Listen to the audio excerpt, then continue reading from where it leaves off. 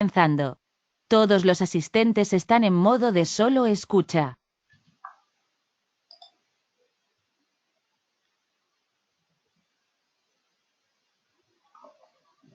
Hello and welcome to CW's Group's webinar on our quarterly released Global Cement Trade Price Report for Q 2018 update.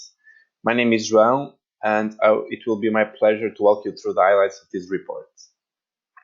Today, me and my colleague Carolina will give you a glimpse of the main findings of the year, making it a point to underline what has changed compared to the previous quarter.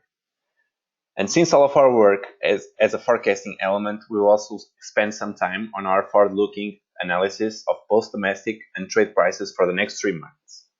In the report itself, you'll find an exhaustive analysis based on a rich data set on more than 70 markets worldwide.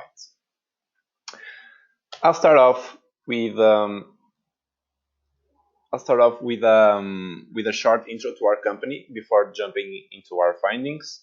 CW Group is a boutique advisory and market intelligence group based in the United States, niched for the building materials industries, but not only. Our core scope of the study is the cement industry. Through the years, we have expanded our operations and framework to cover other industries as well. At the moment, apart from cement, we cover other building materials as well, the pet coke industry, the bulk shipping market, metals and minerals, chemicals, and the paper and pulp industry. Our approach for all of the industries is based on data mining, qualitative research, and primary investigation, all of which lead to accurate historical and current perspective of the market, as well as highly informed looking views. We operate through 3 different branches, which I will describe swiftly. When it comes to customized studies spanning from commercial due diligence, technical ones, strategy formulation, and everything in between, our advisory work speaks for itself based on the commercial successes our clients have had throughout the years. In the cement industry, our studies have helped high-stake clients make investments or disinvestment decisions in national or regional markets, reorganize operations, and implement best practice and technological formulas. All of our work in this branch involves very close working relationships with our clients and a continuous feedback loop. Moving on to our research branch, to which the report at end belongs to, our focus here is to provide analyzed data in the shape of actionable information meant to help business professionals make highly informed business decisions. Apart from cement prices and volumes, we track also cement volumes, cementitious materials, and the cement equipment market. We also cover a great variety of other markets apart from cement, such as dry mixes, lime, graphite, refractories, and many others. Our media branch is meant to keep subscribers up to date with the latest news from the industry. Our colleagues from the media department also publish a monthly magazine where you can find interviews with business stakeholders, features on the most important market developments, as well as insights from our own analysis. The report we have just released and will soon reach its clients is the Global Cement Trade Price Report. Already a staple for the clients and for the industry, the report is released 4 times a year and succeeds in keeping participants in the cementitious trading value chain up to date with trade prices and trade volume fluctuations for 4 different products: gray cement, clinker, white cement, and slag. We cover more than 70 markets, as we will see in the coming slides, and analyze the reasoning behind prices depreciating and appreciating on an individual basis for the most important markets in the world. Our analysis is very much helped by an understanding of past, current, and future domestic prices in the shape of ex-works and retail prices. The report itself contains an in-depth chapter on domestic gray cement pricing field with market color, which provides a qualitative understanding of the current and future status of the market. Here you can see more details about the levels of detail you can find in this report.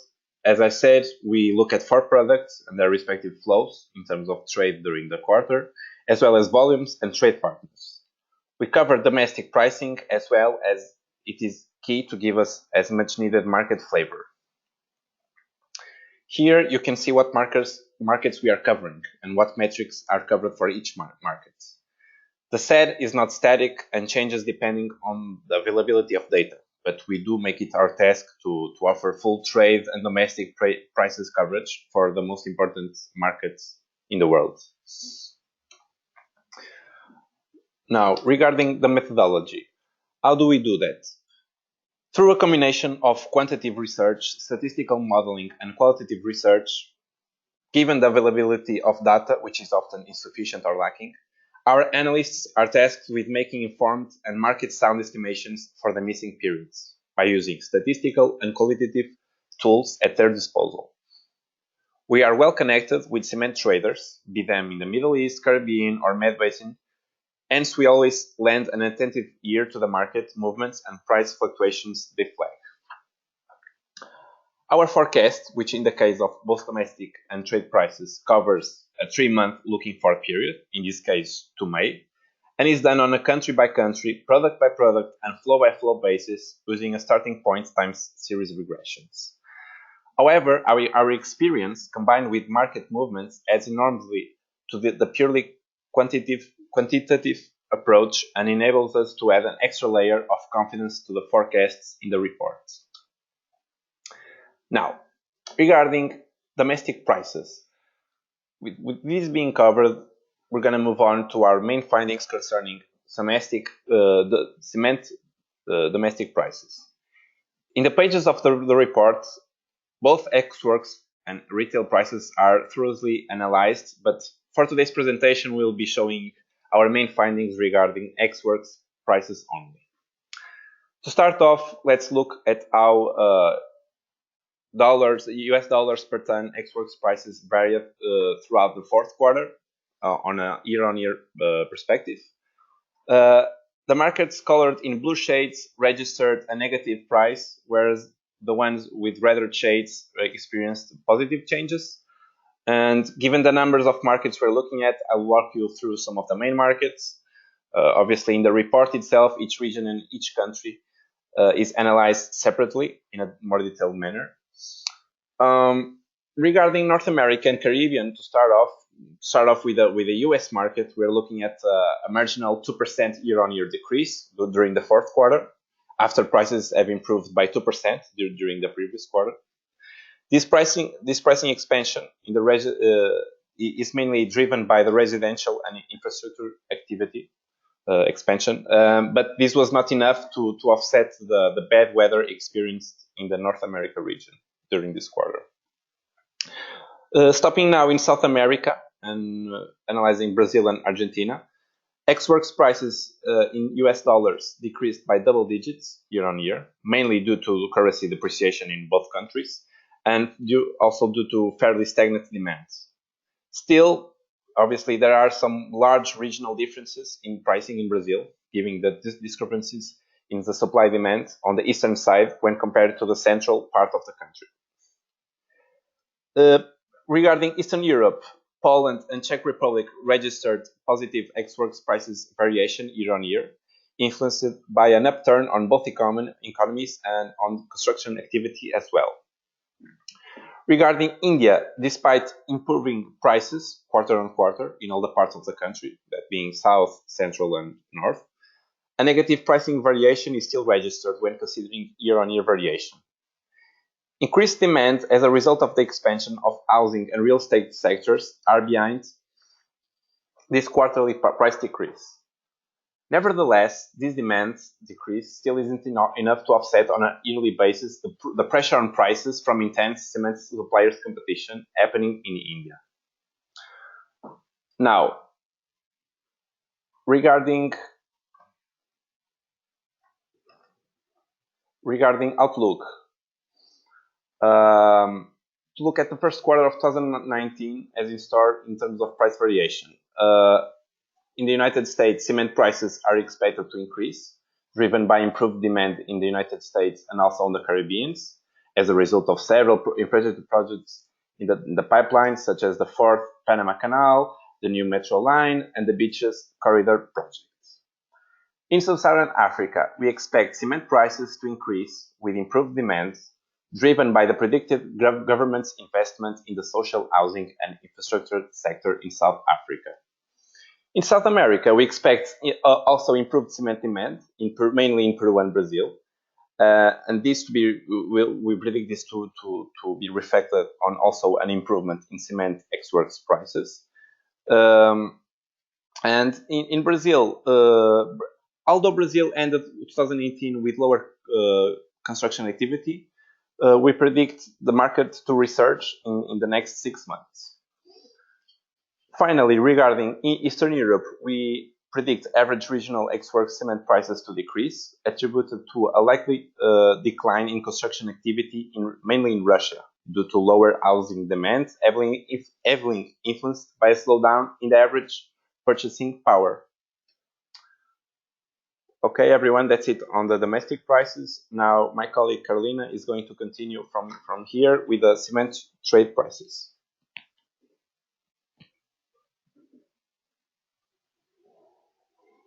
Thank you, João. I'm Carolina, and I will continue this presentation moving on to trade prices. We will start by assessing what the current situation on the market is in terms of volume and pricing perspective.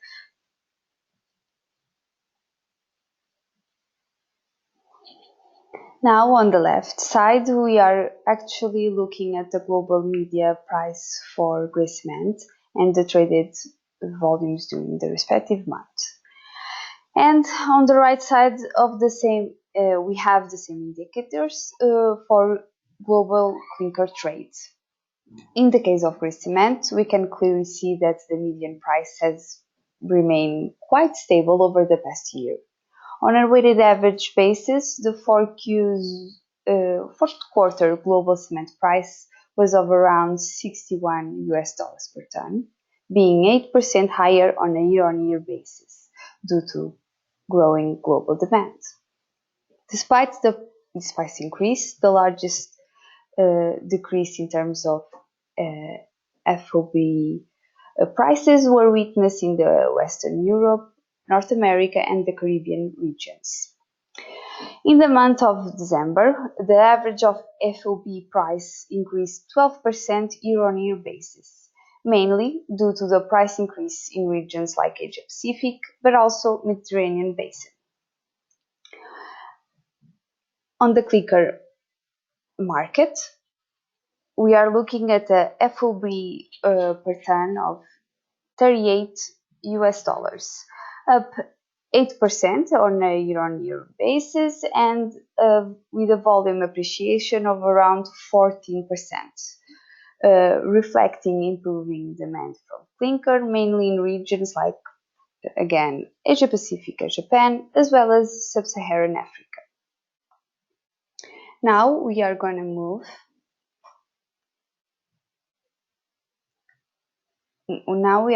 on to the largest exporters. And since we are on the topic of exporters, we would like to take a look at what are the largest players for the four cementitious products we track. To start with gray cement, the four largest traders in terms of volume made for 36% of the total global trade in the fourth quarter of 2018. And in this case, we witnessed that China has also always claimed a place in the top players for the largest cement exporters, lost its position. Turkey assumes the leading position now, although it's a fairly distributed market. Followed by Turkey, we have Japan, Canada, and also Greece. In terms of clinker, we witness an increase in terms of the percentage of the four global top exporters in terms of the volumes. They make it for 57%.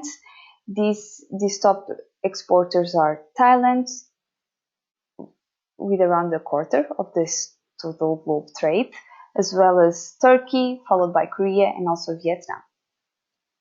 When we look at white cement, we see a decrease in terms of the share of the total global volume traded. Now with this almost all of the same players actually, and the fourth top players. On the slag market, we have Japan as the making of almost half of the total volume traded.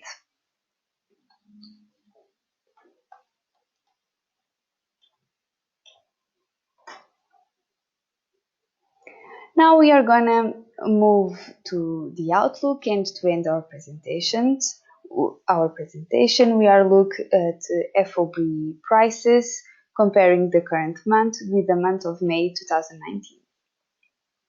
We will focus on the most important regions, and for the sake of this presentation, we will focus on gray cement FOB prices.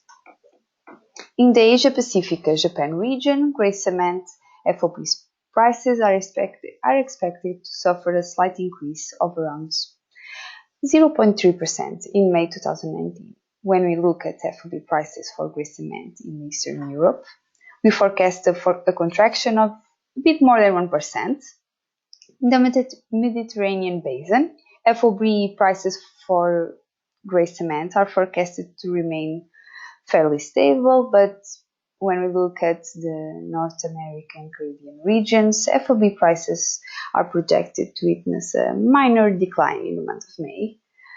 In Scandinavia and the Baltics, gray cement FOB prices are expected to remain flat, although, and finally, in the Middle East, we forecast for May an improvement when compared to February. That being said, and we will move on to our final conclusions.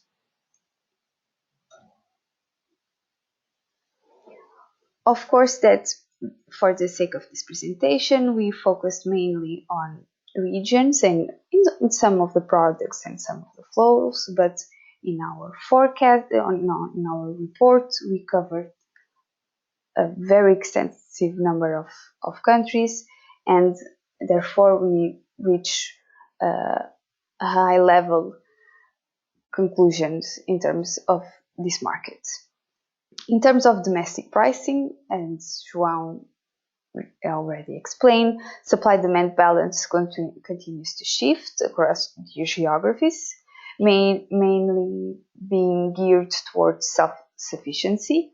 And that being said, prices have been reflecting this movement, and we will continue to do so.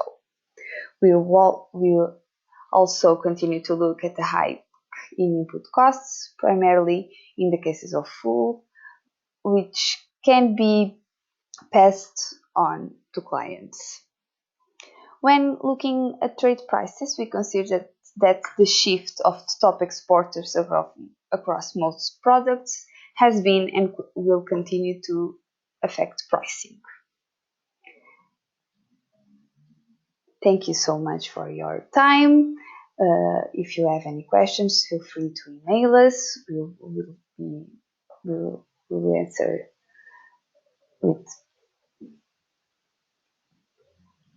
We'll be more than happy to answer. Have a good day. Goodbye.